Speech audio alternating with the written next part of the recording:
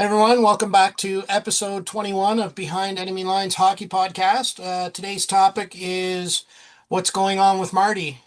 We have some questions and concerns about his usage and his philosophy for the team. As always, to discuss that with me is my friend Steve from the US of A. Well, it's good to be back, co-hosting yet another episode of Behind Enemy Lines, and it comes at a bit of a fortuitous point in the season. We're kind of at that, you know, clutch and grab of points in our season, and how does that impact us?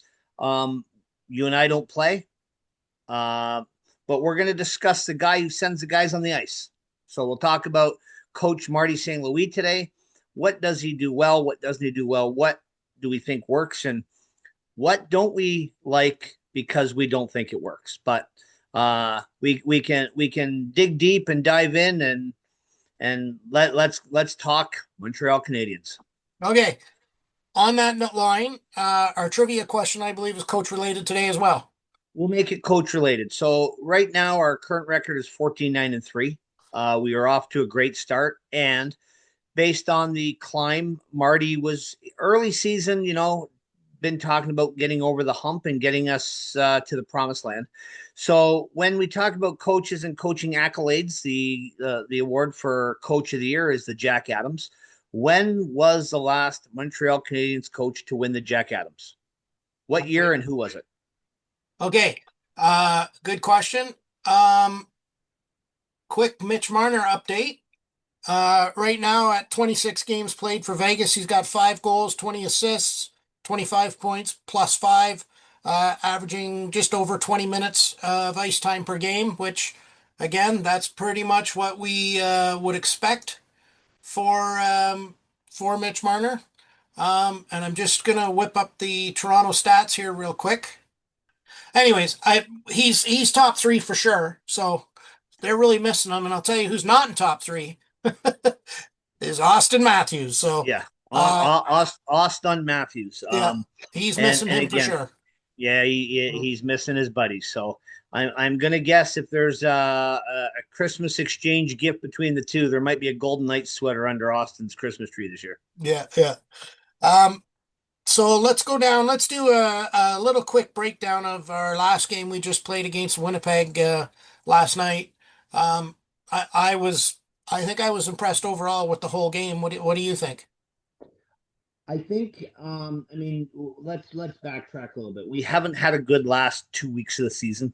We have been a bit of a slump, and teams are going to ride the highs of highs, and they're going to unfortunately hit the lows of lows. And let's hope that this was our lows of lows. Let's hope this little mini slump. We had a couple of blowouts, a couple of not peak performances, and those are going to weigh on the stats. Mhm.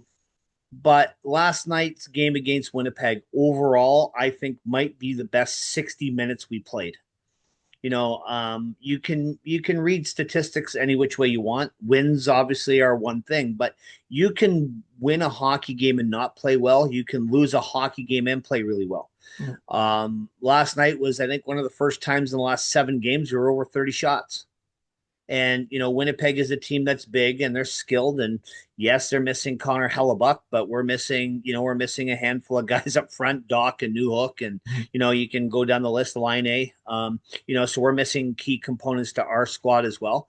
But I thought it was an extremely well played game, front to back, and it was nice to see that we came out on top, albeit by shootout. But I'll take 2 points over one any day of the week. Yeah. I know shootout, it is exciting. I mean, I love the 3-on-3 overtime. I mean, I like the idea of doing it in a regular season. I would never want to see it in the playoffs, but it is exciting. And I tell you, I've been impressed with Alex Texier. I think he could be this year's Alex Carrier pickup. He played a fantastic game yesterday. Yeah, he was. So since our last episode, he was a confirmed. It was speculated when we did the last one. It's confirmed. We signed him, bought out and released by St. Louis, joined us. So I don't know. It might be an odd stat, but we now have 3 guys on the roster with an X in their last name. Boy, I So was thinking the same thing. Yeah. we can be the X factor, X rated, triple X with the Jack guys and Texier. We have 3 X guys. So He's played better each of the last 3 or 4 games that he's played. Seems to be a little bit engaged. He's got some speed, and he's got a decent shot. He just has to figure out who he's playing with again. New line mates, new group, But and I still whatnot. think he But looked good in a new system, though. He didn't look like he was lost out there. no, he's not a player that's going to score you 50 goals, not Mhm. even on Xbox. But for him to step in and all the pressure, and folks, let's not lose fact, he is a Frenchie, but he's an original. He's from Yeah. France, not from Quebec. From the He's motherland. from the motherland of French people. Yeah. And he comes in with the weight of the world on top of him now because he was let go, and he got to choose where he wanted to be, and he chose Montreal. And he So, took less money, I hear. yeah, rumor is he took $250,000 less money to be in Montreal. Mhm. And, that's got to speak volumes at some point for wanting to be somewhere. Mhm. But if you're French speaking and you choose to come to the only French speaking team in 4 major sports, not just the NHL, this is 4 major sports, you know that you are going to be inundated in a pressure cooker of a situation if Mhm. something doesn't go well. And Yeah. when he joined us, it was a little bit of a struggling situation, and he comes in and of course is thrown right to the wolves, and Mhm. and he's shown well. I'm hoping that trend continues because it gives us roster flexibility down the road, but Mhm. good for him so far. Yeah.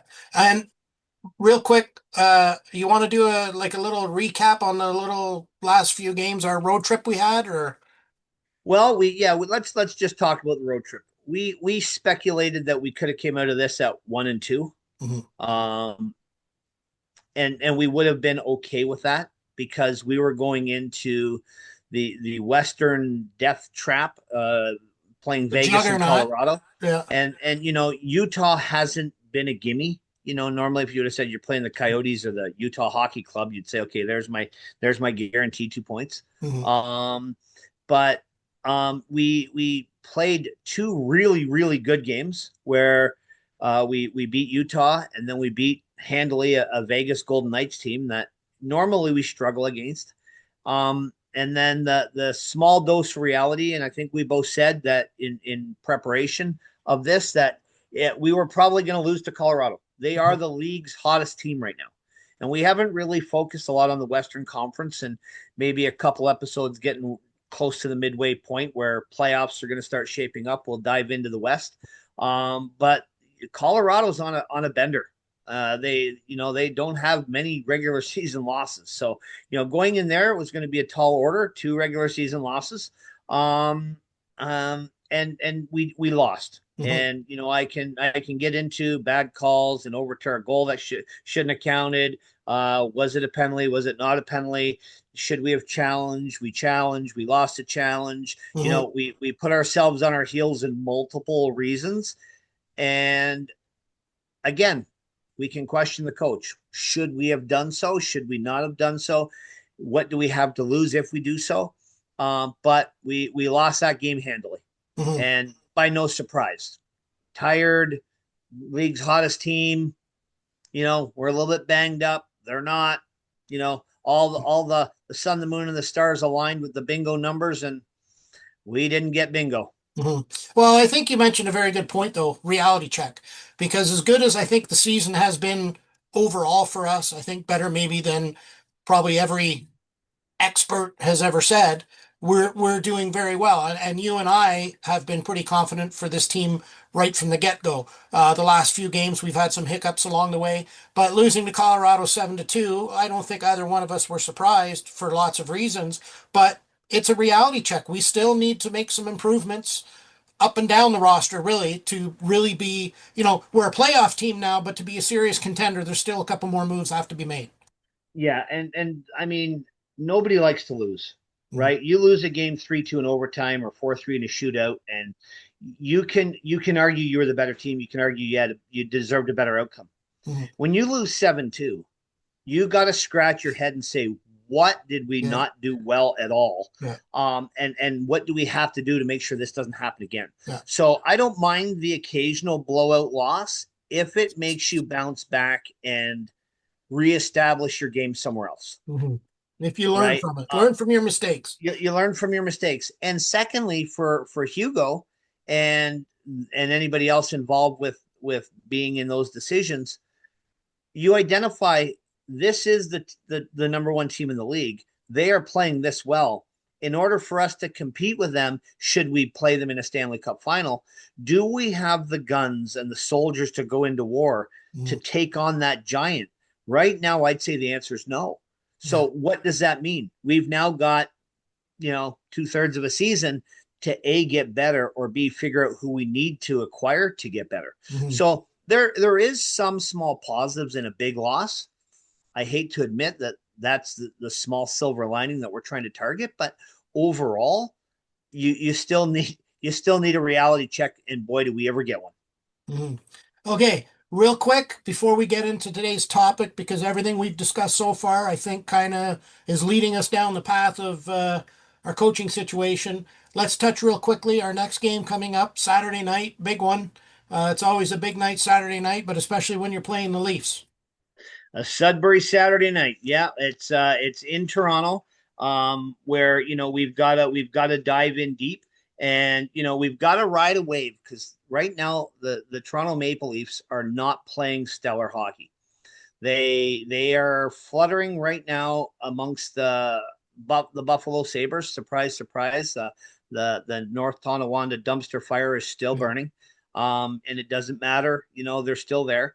But again, it's early. We're a third of the way into the season, and right now you can go 6 points from almost top to bottom and be within a stone's throw away of either a Mhm. good streak to be at the top or a bad streak to be at the bottom.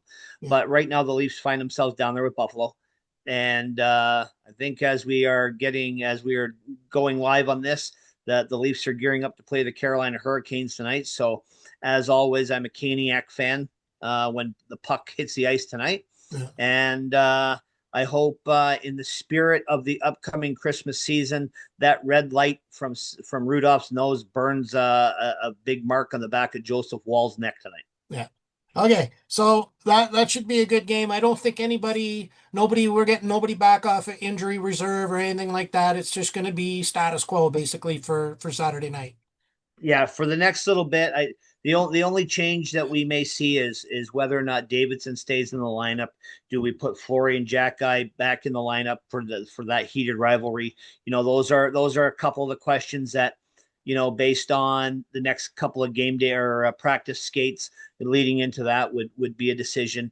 And as always, this is going to be part of one of the discussions. So we'll lead in with this and continue it on. Is who does Marty St. Louis call for the opening night between the pipes? Who gets the blue paint? Why should they get them? Let's talk about it. What are your thoughts? Well, I have a few thoughts. My concern, I have two major concerns with what he's doing. Overall, I think he's a great coach. He's a great teacher. I mean, you could look over many different videos and clips and reels where he's out on the ice showing things to the players, and then you can actually see them doing it in a game and they're successful with it. So I have no doubt he knows the game. I mean, one of the greatest players in our era to play the game. He's got many accolades, many awards. He's done it all. And not just, he did it in Tampa, did it in New York, did it for the national team. So he's legit, right?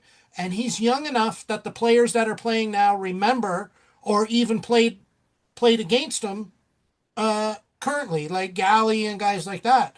So my concern is I think he's trying to make the team something that they're not built to be. And my second is I hope he's not doing, and I'm getting the impression he's doing the French Canadian favorites thing with the goaltending and what maybe I'm off base, maybe it's just my, You're behind enemy line cynicism. I don't know. you're not suggesting that Sam Montembeau is sliding him an extra poutine before the pregame skate. A poutine or a smoked meat sandwich or a Celine Dion album. I don't know. It's something. Oh God. So she's not even the most favorite singer in her own house. But yeah, I mean, and we talked about this, the other day. We talked about it again today. You know, the Montreal media, the Montreal fan group in Montreal seems to hang on to the cliff that there has to be a Montreal hometown connection somewhere. Mhm. We have that in a coach. We have to have a French speaking coach. I don't know why. Mhm. Have an assistant coach, have a translator. Shohei Ohtani has a translator that does all his interviews with. Why can't we do that? Yeah. Why is hockey too good for that? Yeah. If Marty is the coach, and he currently is, he is French. So we avoid the need of a translator. But the Montreal connection that we're from the same province and the favorites of those kind of things has to stop. I am of that mindset that for some reason he owes Monty something Mhm. because Monty gets the net way too many nights for no reason. Yeah. And I struggle with that Mhm. because as you and I talked about it earlier today, we're playing for the logo on the front, not the name on the back. And as a fan of an iconic hockey logo, my concern is not whether Suzuki scores, not whether Jack Guy fights, not whether Hudson, dangles and gets an assist. Does that logo get me 2 points in the standings? Mhm. That's all I care about. I don't care how we get it. Do we get it? Yeah. All the other stuff is nice and it's gravy, but that's not the most important thing. Right. The most important thing is we need to gain points in the standings. We need Mhm. to start to separate ourselves Mhm. in the standings. Mhm. And you've got to coach this team like you want to win, Yeah. not because you think you feel bad for the guy Yeah. or he did this for us last year. Well, guess what? He ain't doing it for us this year. So, you know, would I put Monty on the first bus down to, Jackson, Mississippi, and he can play in a beer league? Sure, if they'll take Mhm. him, Yeah. I'll buy the beer. Mhm. But at the end of the day, Marty seems to truck him out way more regular than he needs to. Mhm. It And seems that like to that's me, it seems like he's trying to do we had talked about in an earlier episode about with all the back-to-backs this year because of the compressed schedule for Olympics and stuff of doing the how many games was Dobesh going to get, back-to-backs. But I mean, are we wrong? It seems to me he's just trying to do an even split in and out, regardless of what, as you referenced many times, ride the hot hand. He doesn't seem to be doing that. right. And that's the questioning is where is the loyalty? Mhm. And is that the right thing? Do we have the right man leading us the right way? Mhm. And right now, again, I'm with you. I think he's been a great development coach. Mhm. I think he has tried to ease in. We are the youngest team in the league. He's trying to ease his veteran league experiences into a young group of players, Mhm. get them to buy into some form of a system. Mhm. But I question whether he's getting us the wins when we need to. Yeah, because So those wins are come game 70 to 82. Those wins are going to be a lot harder to get then than they are now. right. And we talked about it where, we're 14-9-3, right? So we're off to a good start. Is he Jack Adams award winning stats? Well, you multiply this, we've got 31 points, we're on a 97, 98 point sort of pace. Mhm. That's an increase from last year. Yeah. And most people would say, yeah, great, we're improving. I'm not looking for improving. I'm looking for full throttle hockey right now. One foot on Mhm. the gas pedal, the other on their throats. How do we Yeah. do that? Yeah. Well, This guy again, this guy makes a lot of decisions. yeah, which leads me to my second, or not necessarily second, but another concern. Not only this, playing the French Canadian guy, but I have some concern over the usage of certain players in particular. Not just the goaltending, but I don't think Jack is getting used properly. I think he's being, restricted. I think he's got a leash on him and he's not letting Arbor be Arbor. And I would like to see Demidov take a more centralized role. And it seems like I don't know if he's trying to ease him in or whatever. But to me, like you're saying with the gas pedal, you know what I mean? Take the leash off and let the kid go. Let's see what happens. So if and again, we're armchair coaches today, Mhm. right? If I could take off one hat and put on a different one and say I'm in charge, what would I do different? Mhm. I'm with you. I don't like the use of Arbor Jacki. Mhm. We have a little bit, and again, it's we're giving him a moniker that maybe is justified. Maybe it's a reach. He's a unicorn. He's a Mhm. tough guy that plays a regular shift in the NHL, Mhm. semi-regular shift, because he averages anywhere between 11 and 16 minutes a game, Mhm. which for a third pair defense is pretty standard across the board. Yeah. Coach St. Louis has done a good job getting him to think about playing the game first. But in doing that, his game has improved, but his valued usage has declined. Mhm. This is a guy that energizes. He's a spark plug, an energizer bunny.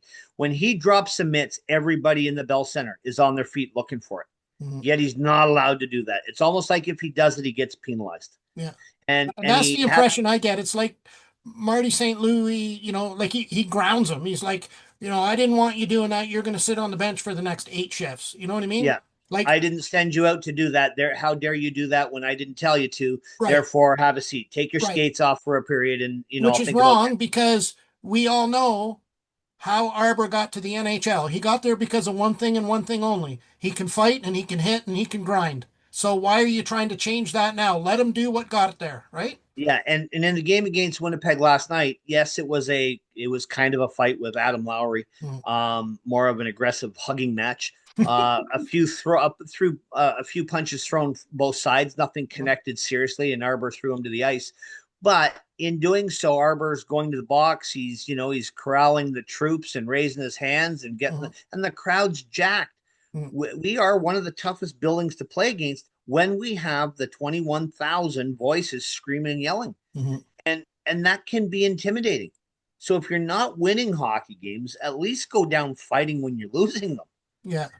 and do something, which let's go into Jack guy number 2. You call up Florian, first game, lays a couple of big hits, has a fight, gets an assist. You're like, that this is what we need. The two of them, there's all this media speculation. They walk in, the sheriff and the deputy are here to, enforce the law.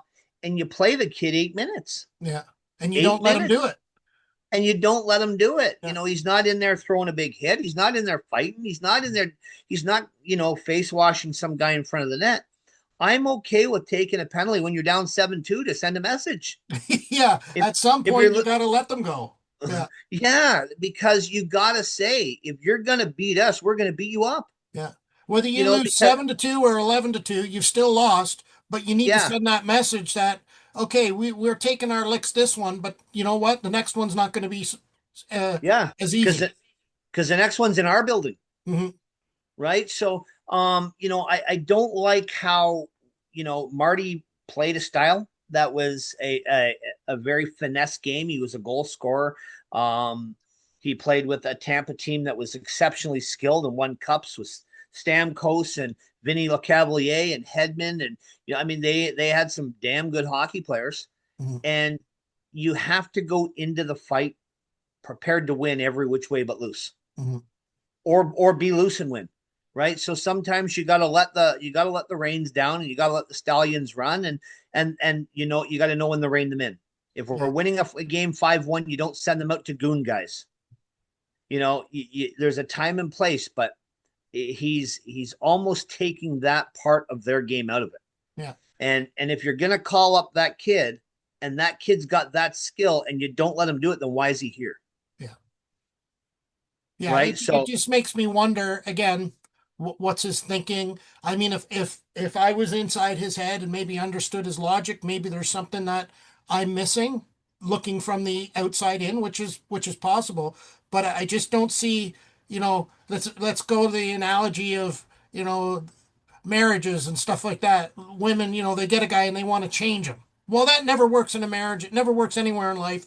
It's certainly not going to work for a hockey player. If you're the grinder, you're the guy that's throwing the body checks, you're the guy that's, having the fights when needed, for whether it be protecting a fellow player or amping up the crowd, like you said, you got to let the guy do that. And if you're taking, it's like ripping the teeth out of a lion or taking a gun away from a cop. They're useless. yeah, yeah. I mean, you mentioned that the kid came up slinging fists and, creating a name for himself. And, he went from being Wi-Fi because his name was hard to pronounce to the sheriff because he has a reputation. Mhm. You don't do that because you made two good behind the back passes, Mhm. right? You do that because you have a style of play that suits a need. Mhm. So he doesn't let either one of those guys do it. Mhm. You know, who do we want to talk about next? You mentioned it, Demidov, Yeah. right? You talked about his usage. Where would you like to see Demidov? Well, I like the idea. He's on the power play. Um, I had concerns most recently, though it's quelled a little bit because they've put him on the line with sorry, they moved Slav down, put him with him and Kapanen and Demidov, and put Bolduc up, right? Which has worked. I've liked it. It's both lines have been fast. Both lines have had elements of a full game amongst the three players. But I'm wondering what would happen if you switched Bolduc with Demidov and put Demidov up with Caulfield and Suzuki.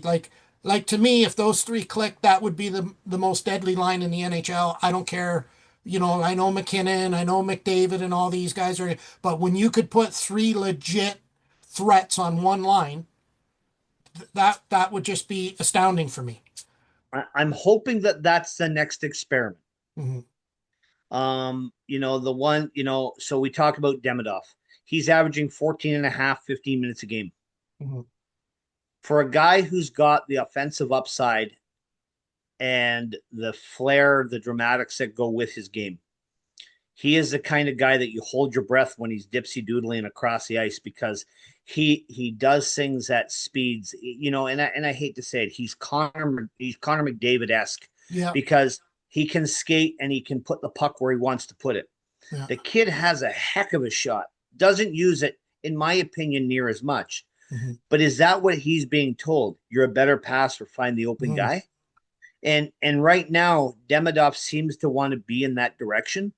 Put him with the guy that wears 13 because that kid likes to shoot. Hmm. So if Demidov wants to play more playmaker, put him with a guy that likes to shoot. Not that Kapanen doesn't like to shoot, not that Slavkovsky doesn't like to shoot, but Caulfield shoots and scores a lot. Yeah. So if we're trying to utilize guys and utilize their strengths or their current strengths, we need to pair them up the right way. Yeah. Because I wouldn't be opposed to a Bolduc Slavkovsky Kapanen line. Hmm. That wouldn't bother me. Yeah. Well, I think the advantage too of putting Demidov up on the first line, like you say, not just the fact that, he could be feeding them to Caulfield, but now you can have Suzuki, who to me, as great a player as he is, I think he's more of the passer guy. He's more of the setup man. I mean, he'll get his goals along the way too, but now he's got two options to set up, and maybe you kind of force Demidov to be the goal scorer, which we know he Right. can And be, right? and yeah, and that's what you have to look at is, at some point you need a second look guy, Mhm. right? You need another guy that will take the onus off. And when we had Line healthy and Caulfield healthy last year on the power play, both Caulfield and Line can shoot the puck. So you can't cheat and cover one because the other one's going to burn you. Yeah. Once Demidov matures a little bit and figures out that that's a part of his game that he can utilize, look out. Mhm. Because right now, another thing that I don't like that we do, we have become more of a dump and chase team trying to gain access to the other team's offensive zone. Mhm.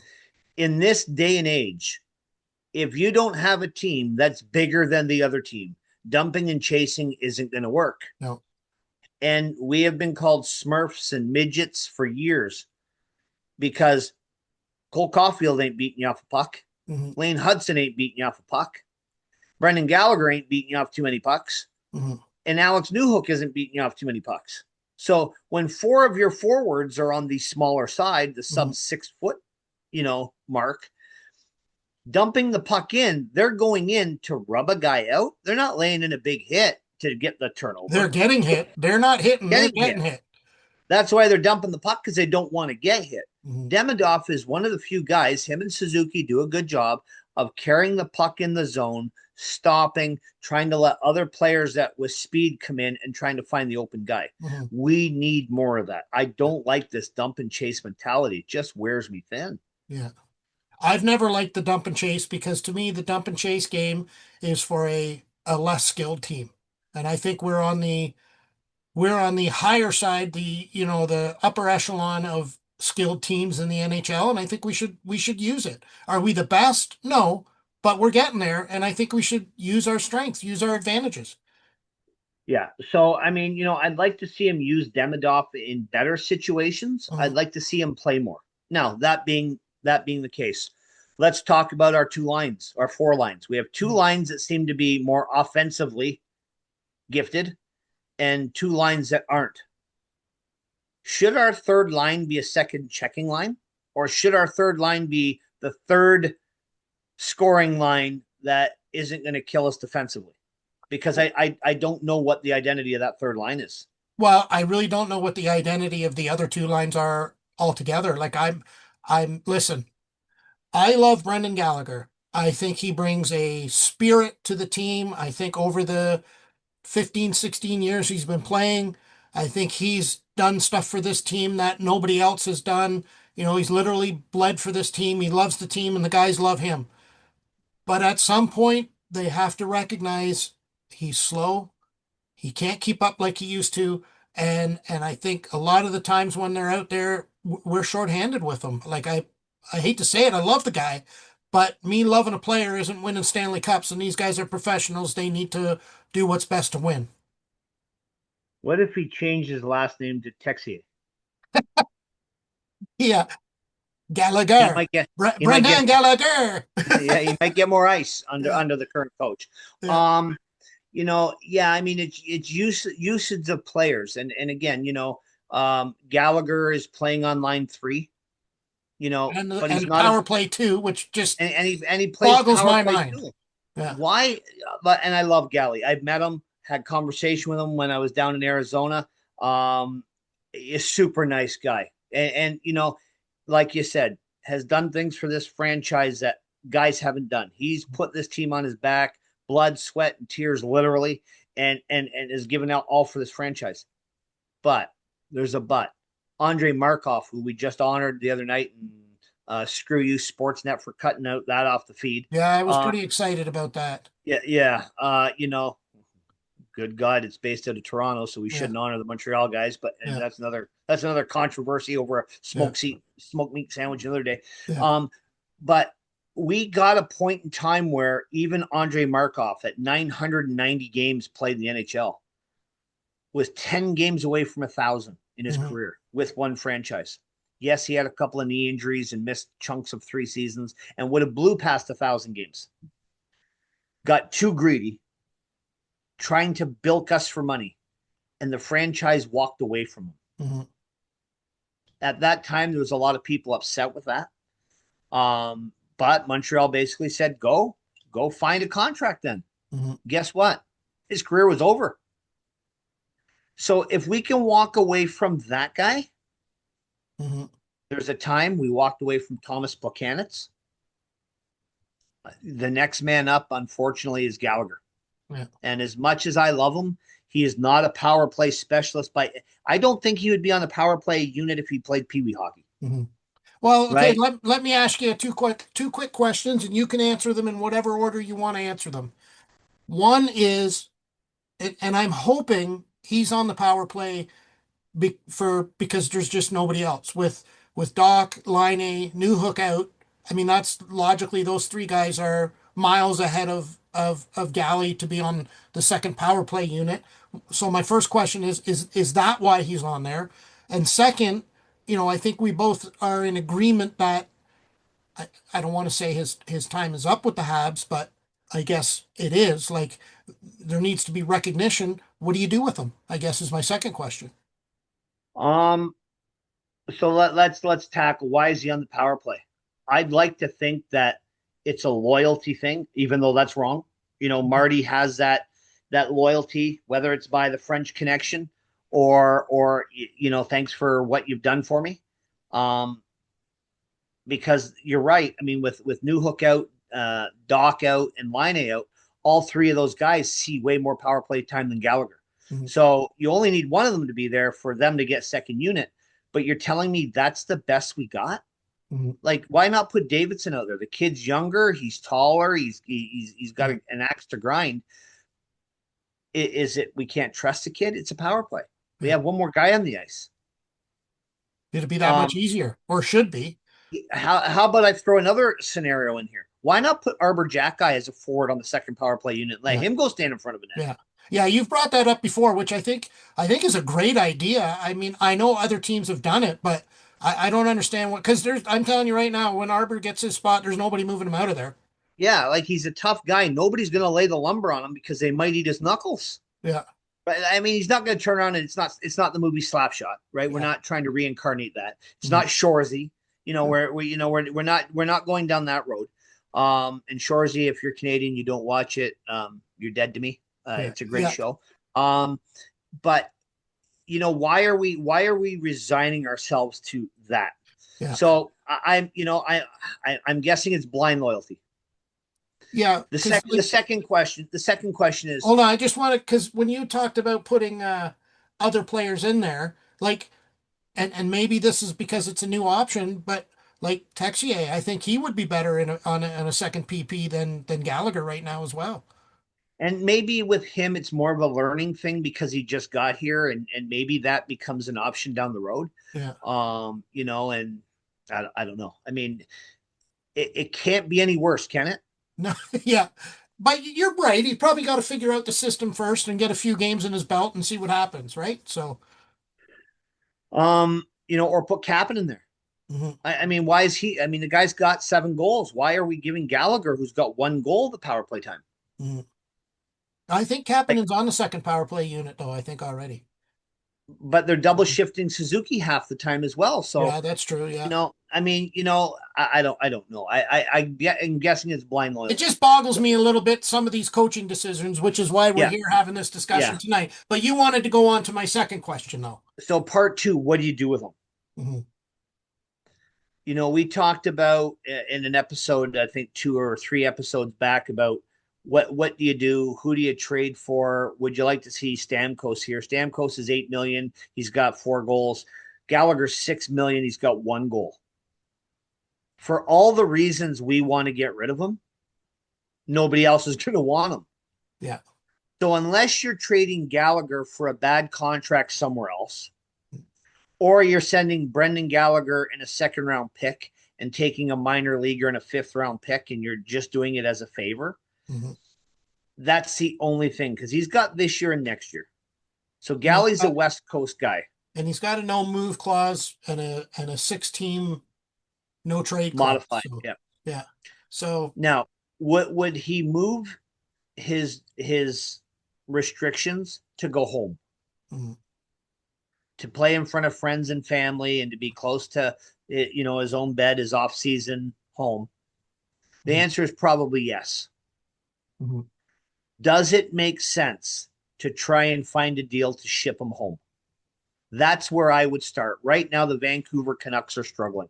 Mhm. They are right down there with Calgary, 2 Western Conference teams. Both of them would be close to his home. Obviously, Vancouver more so than Calgary. But you got to think that that's where you would start. And if you could have those conversations with the Patrick Alvin in Vancouver and say, what's it going to take? We want Kiefer Sherwood. We'll give you Brendan Gallagher. What else do we need to do to get this done? Mhm. If it's throw in Owen Beck, I'm doing it. Sign me up. You know, Yeah. if it's they want Reinbacher, then we need Kiefer Sherwood signed, and we need a fifth round pick back. We got you. Yeah. There's a way to do this. Oh yeah. Right? There's lots of movement there to make it happen. There's lots of ways for sure. Right. So that's where I would start, because in order to get Galley to lift his restrictions, it's got to be for a personal reason. You're not sending him to the Utah Mammoth, Mhm. right? Like that's not going to be his first choice. Unless his junior coach all of a sudden got an assistant coaching job there and he's got a tie to something. There's just you're stuck, because that's that bad contract value player that It's a what have you done for me lately, and why do we owe you this at this point? Well, So and the advantage to that too, of your point of going home to Vancouver or Calgary or whoever, they're still going to need a body back. They're still going to yeah, need a player to play.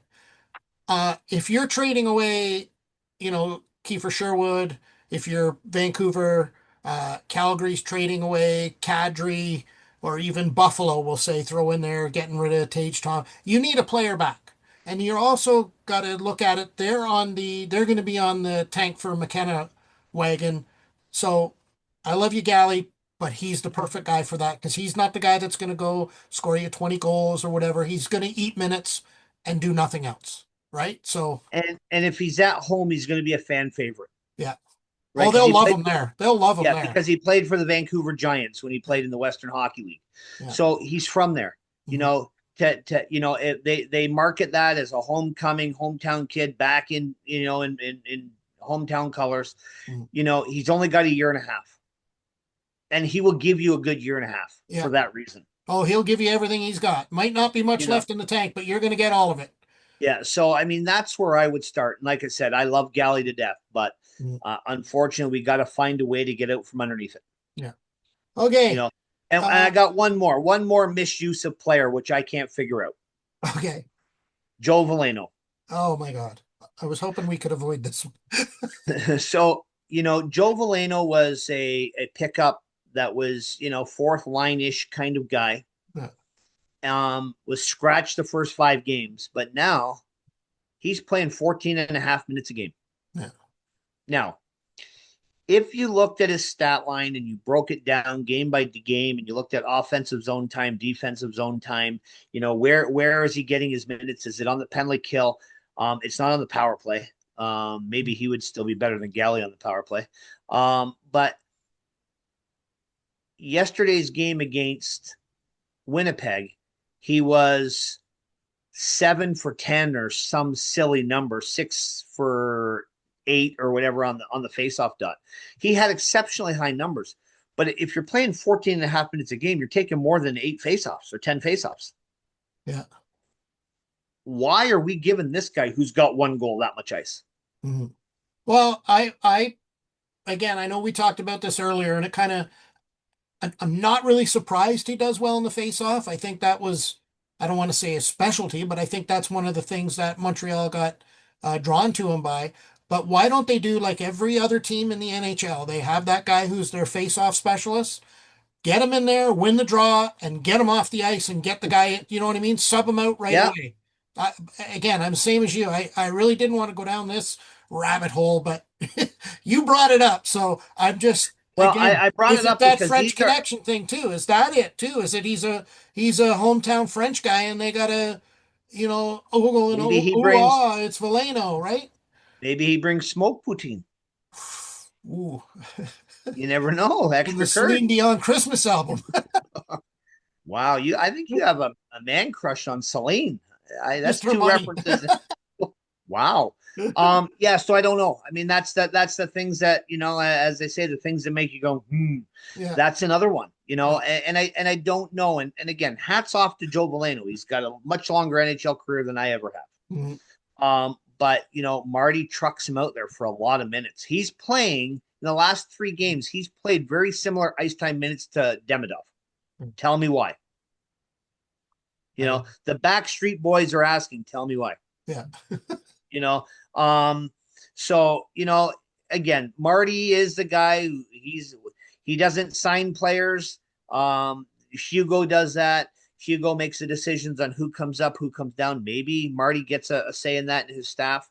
But Marty has made a ton of questionable decisions this year. Mhm. And that's a footprint of what we spell to the WIN. Mhm. He's got to take the focus off the I part of this. It's got to be about the team. We Yeah. got to win. Yeah. Okay. On that, any final thoughts on our coaching situation? I'm hoping that some of these are still in its own way rookie oversights. We're going through injuries. He's not had to deal with a competitive team in injuries. So I'm hoping this is part of that reason, and we're missing Gooley as well. So impact guys, right? 4 guys out of the lineup that are supposed to be impact guys. Mhm. I'm hoping it's his lack of experience. I hope it's not the hometown favorites. We identified a few guys that all have French connections and seem to get the benefits. I'm hoping that's not it. Um, in my opinion, if this is the best that we see Marty, we're not winning a Stanley Cup with him as a coach. Mm-hmm. Popular opinion or disbelief, I don't think he's the guy. Yeah. You know, he's not a John Cooper. You want to go back in the day, he's not a Pat Burns. Mm-hmm. He's not a Ken Hitchcock. You know, when you look at the best guys that have coached and won, he's not any of those guys. Poor man's version or a shorter man version, Mm-hmm. for the vertically challenged. But I don't think he has the hockey pucks in his own sack to make the right calls to win. We've you got to win. You're the coach. You got to put the guys on the ice. If that means triple shifting Suzuki because he's still better, then do it. Yeah. Yeah, I agree. I don't think I think he's a great teacher, and I think he's the guy for developing the young players, but he's not that guy. I think that's going to strategy the other coach and get you over the hump that way. Again, my concern is the French connection thing. But I just don't like the idea that he seems to be trying to change players and make them what they're not. Like, let the players be what got them to the NHL and work with that instead of trying to make them something you're not, because all that does is creates a failure of a player. And when you let them be who they're supposed to be, Mhm. you get the true hole in your system, and Hugo can go get you that. Right. It really identifies what's working and what's not. Yeah, Instead of absolutely. glazing it over with some maple syrup and trying to make it look good. Yeah.